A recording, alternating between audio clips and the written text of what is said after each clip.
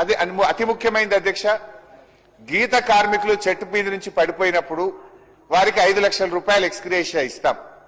అదేవిధంగా వాళ్లకు శాశ్వత వైకల్యం అంగవైకల్యం ఏర్పడితే కూడా ప్రభుత్వం ఎక్స్గ్రేషియా ఇస్తుంది.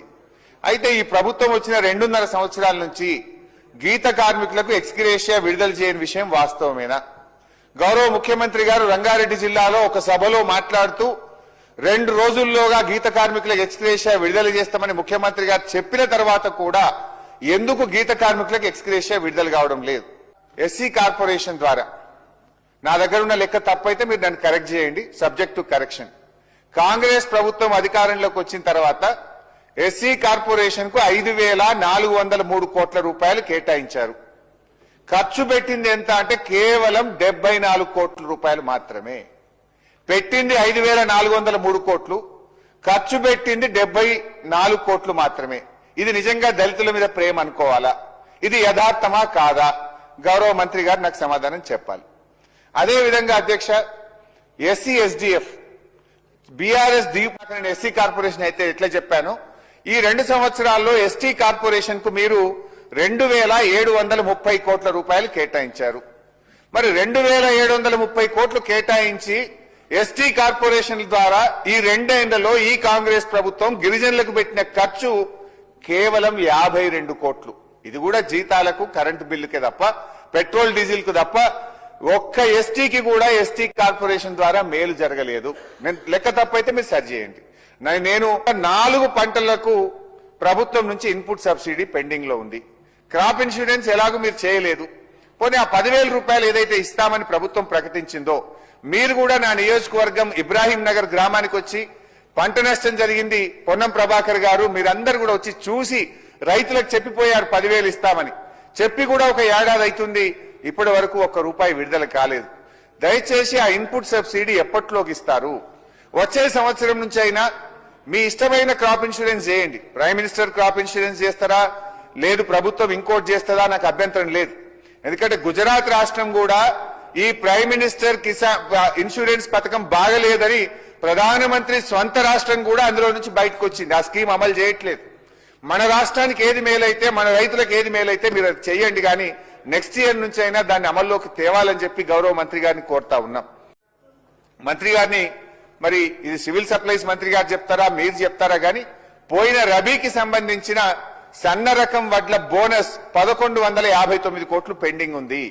అది ఎప్పట్లోకి ఇస్తారు? మరి ఈ యాసంగికి కూడా రైతులు కన్ఫ్యూజన్ లో పెడుతున్నాం. మనం ఇస్తే 2 పంటలకు బోనస్ ఇస్తారా, ఒక వానకాలంకే ఇస్తారా? శ్రీహరణ గారు సంబంధించి అధ్యక్ష, పాపం ఇవాళ మా గొల్ల కుర్మల పరిస్థితి ఎట్లయిపోయిందంటే అధ్యక్ష, ఇవాళ చాలా గందరగోళమైనటువంటి పరిస్థితి ఉంది అధ్యక్ష. ఇవాళ ఒక గొర్రెపిల్ల కాటగలిస్తే ఏమైతుంది అధ్యక్ష అంటే అట్లా ఇవాళ గొల్ల కుర్మల బతుకులు కూడా అట్లా అయిపోయినాయి. నేను విమర్శ కోసం చెప్పట్లేదు, మీరు కొత్తగా మంత్రి అయ్యారు, తప్పకుండా మీకు జీల్ ఉంది, చేయాలనే తపన ఉందని నేను అనుకుంటున్నా. సమస్యల్లో బడ్జెట్ రావట్లేదు, మీకు ఫైనాన్స్ డిపార్ట్మెంట్ ఫండ్స్ రావట్లేదని నేను ఫీల్ అవుతా ఉన్నా. ఎందుకంటున్నా అంటే అధ్యక్ష, ఒకటి గొల్ల కుర్మలకు మీరు 2వ విడత గొర్రెల పథకం స్టార్ట్ చేస్తాం, 100 రోజుల్లో ఇస్తామని మేనిఫెస్టోలో చెప్పారు. 2.5 సంవత్సరాలు అయింది. అది కూడా 2 లక్షలు డైరెక్ట్ గా నగదు బదిలీ చేస్తాం యాదవులకు అన్నారు. మరి ఆ నగదు బదిలీ ఎప్పుడు చేస్తారు, 2వ విడత గొర్రెల పథకం ఎప్పుడు ఇస్తారు అనేది ఒక స్పష్టం చేయండి. पहले अजहर भाई साहब का मैं मुबारकबाद पेश करना चाहता हूं. हम बीआरएस पार्टी बहुत लड़े, 2.5 साल में माइनॉरिटीज को मिनिस्टर नहीं दिए बोल के हम लड़े, तो जुबली हिल्स इलेक्शन में आप मिनिस्टर बन गए. पहले आपको मुबारक, मैं आपको मुबारक अजहर भाई, जल्दी एमएलसी भी बनना, आप पूरा टर्म भी करना बोल के मैं अल्लाह से दुआ करता हूं. हाँ भैया, लेकिन अजहर भाई आप तो क्रिकेट में इंडिया का कैप्टन थे, इंडिया का बहुत अच्छा नाम लाए, लेकिन मुझे डाउट आ रहा है ये सरकार आपको बजट रिलीज नहीं कर रहा, आपका नाम खराब हो रहा. आप माइनॉरिटी वेलफेयर मिनिस्टर बन के मेरे को ये दिख रहा कि आपका नाम खराब कर रहे क्या बोल के मेरे को डाउट आ रहा. क्यों ये बात मैं खाली नहीं बोल रहा हूं, फिगर्स के साथ बोल रहा हूं. आप देखिए 2025 और 26 में 2,800 करोड़ का बजट लगाए, लेकिन खर्चा आधा भी नहीं हुआ. बजट रिलीज नहीं हो रहा भाई साहब. एमटीएफ स्कॉलरशिप, जो माइनॉरिटी स्टूडेंट्स का एमटीएफ स्कॉलरशिप्स को पिछले साल बजट में 120 करोड़ लगाए, रिलीज करे 1 करोड़, बजट में लगाए 120 करोड़, रिलीज करे 1 करोड़। फिर क्या होना ये बच्चे? माइनॉरिटी स्टूडेंट्स को हम दे रहे थे, हर साल दिए बीआरएस सरकार, लेकिन ये साल में रखे 120 करोड़, दिए 1 करोड़।